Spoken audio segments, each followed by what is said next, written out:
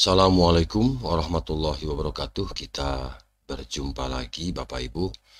Bapak Ibu, kali ini saya ingin berbagi informasi masih terkait tenaga honorer ya Bapak Ibu.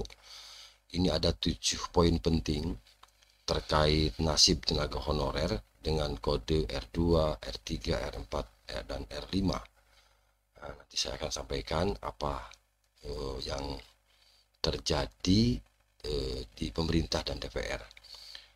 Sepertinya kesepakatan antara pemerintah dan DPR ini terkait dengan penuntasan ya tenaga honorer agar selesai di tahun ini sepertinya mulai menunjukkan realisasi.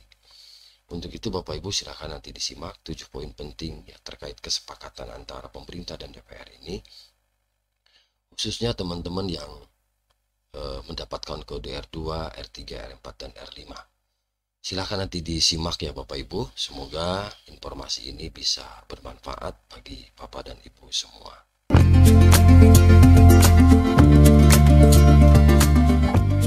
Baik, kita lanjutkan ya Bapak Ibu. Melalui rapat kerja resmi, pemerintah dan DPR telah sepakat untuk mengangkat tenaga honorer kategori 2 sampai dengan kategori R5 ya, R2, kategori R2 sampai dengan R5 menjadi pegawai pemerintah dengan perjanjian kerja atau P3K penuh waktu ya yang dimulai pada tahun 2025. Kalau memang ini realisasi, alhamdulillah ya, mudah-mudahan ini jadi kenyataan nih Bapak Ibu, tidak hanya di atas meja gitu ya.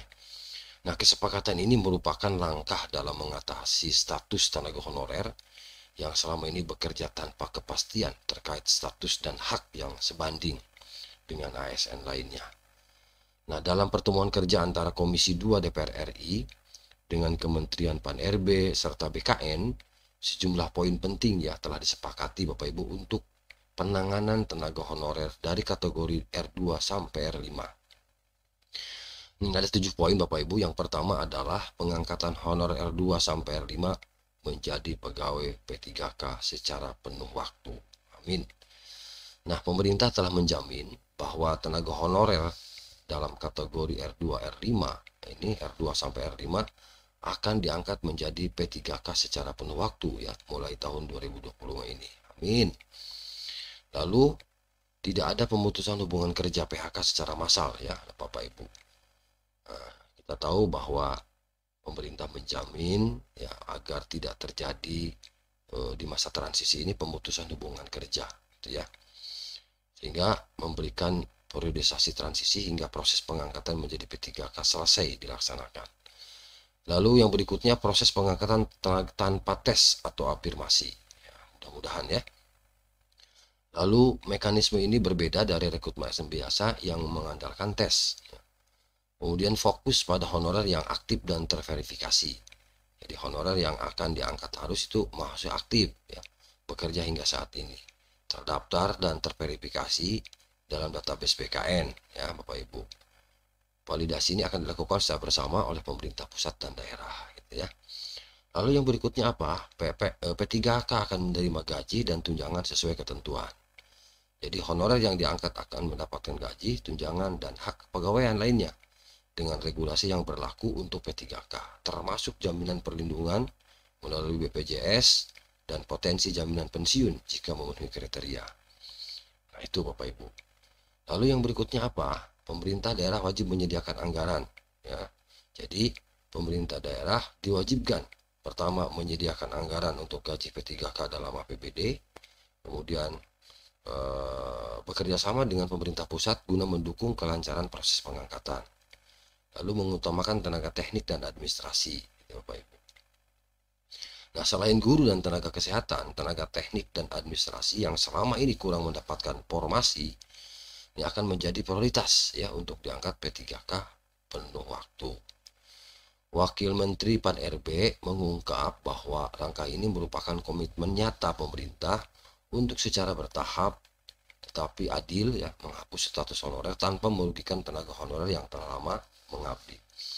Mudah-mudahan aja Bapak Ibu ya.